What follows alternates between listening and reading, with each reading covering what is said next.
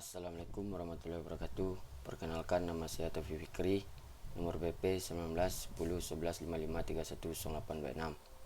Saya akan menjelaskan tentang sejarah bahasa Indonesia, kedudukan bahasa Indonesia, fungsi bahasa Indonesia. Yang pertama, saya akan membacakan tentang sejarah bahasa Indonesia. Bahasa Indonesia lahir pada tanggal 28 Oktober 1928. Pada saat itu, para pemuda dari berbagai pelosok Nusantara berkumpul dalam kerapatan pemuda dan berikrar yang isinya: 1. Bertumpah darah yang satu, tanah Indonesia. 2. Berbangsa yang satu, bangsa Indonesia. Dan 3. Menjunjung bahasa persatuan bahasa Indonesia. Ikrar para pemuda ini dikenal dengan nama Sumpah Pemuda. Unsur yang ketiga dari Sumpah Pemuda merupakan pernyataan tekad bahwa bahasa Indonesia merupakan bahasa persatuan bangsa Indonesia. Pada tahun 1928, itulah bahasa Indonesia dikukuhkan kedudukannya sebagai bahasa nasional. Bahasa Indonesia dinyatakan kedudukannya sebagai bahasa negara pada tanggal 18 Agustus 1945, karena pada saat itu Undang-Undang Dasar 1945 disahkan sebagai Undang-Undang Dasar Negara Republik Indonesia. Dalam Undang-Undang Dasar 1945 disebutkan bahwa bahasa negara ialah bahasa Indonesia.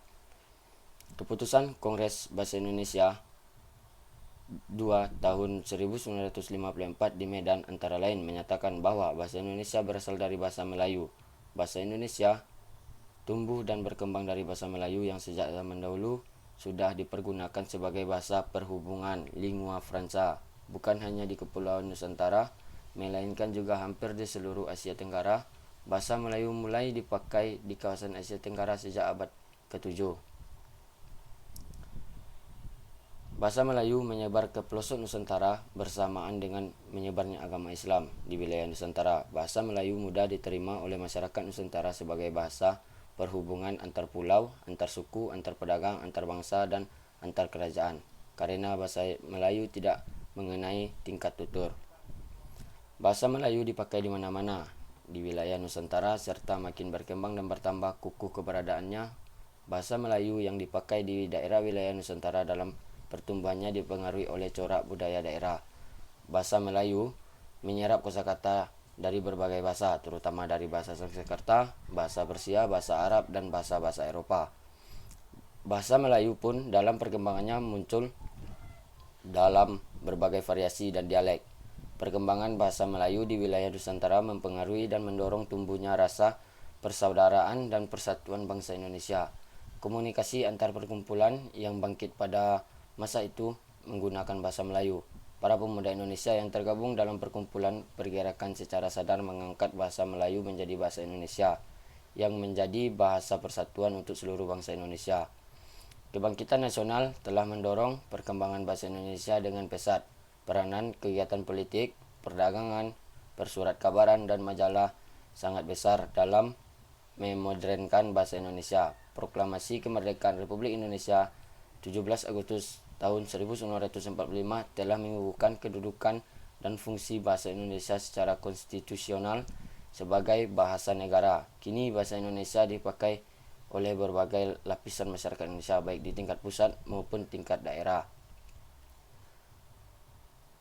Saya akan membahas tentang kedudukan bahasa Indonesia.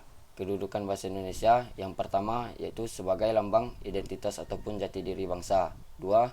Sebagai lambang kebanggaan dari bangsa Indonesia. 3. Sebagai alat pemersatu yang tentunya digunakan di berbagai kalangan dari masyarakat Indonesia yang memiliki latar belakang dari etnis serta sosial budaya yang berada, termasuk bermacam bahasa daerah yang turut berbeda pula. 4. Sebagai alat komunikasi atau penghubung yang dapat menyatukan antar daerah serta antar budaya yang ada di Indonesia. Yang ketiga, saya akan membahas tentang fungsi bahasa Indonesia. Yang pertama, sebagai bahasa resmi dari suatu negara. Yang kedua, sebagai bahasa pengantar resmi yang tentunya wajib digunakan dalam setiap lembaga pendidikan yang ada di Indonesia. Yang ketiga, sebagai bahasa resmi dalam hubungan tingkat nasional. Hal ini berkaitan dengan kegunaannya yang penting dalam proses pelaksanaan perencanaan diri, pembangunan, serta proses pemerintahan. Yang keempat, sebagai bahasa resmi yang tentunya digunakan dalam pemanfaatan dari ilmu serta teknologi dan juga pengembangan kebudayaan. Mungkin sekian penjelasan dari video saya ucapkan assalamualaikum warahmatullahi wabarakatuh.